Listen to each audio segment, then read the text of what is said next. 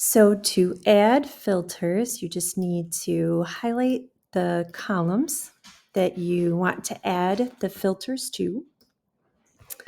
And then this funnel is the filter. So just click it. And now you have your sorting filters. So for example, if you wanted to look at your projections for next year, you can just click on the funnel in the corner and say you just wanted to look at your ASD projections.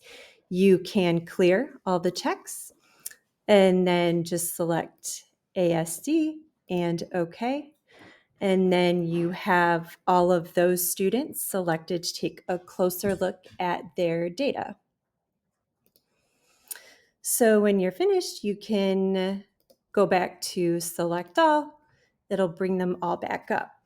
This is also a really nice tool when you want to look at a combination of maybe two different things as you're disaggregating your data. So for example, say you want to look at your projection by race or ethnicity. You can select that filter and you can select one category. We'll select Black students. And then if you wanted to look at, I don't know, eligibility, or we only have an abbreviated list of projections here, but still, if you want to look at your students transitioning to ASD only, once again, you can select that.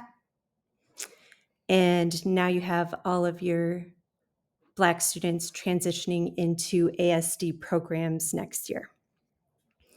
So once again, to go back, you can either select your filter and select all to bring those back. Don't forget you have to do it with your other one as well.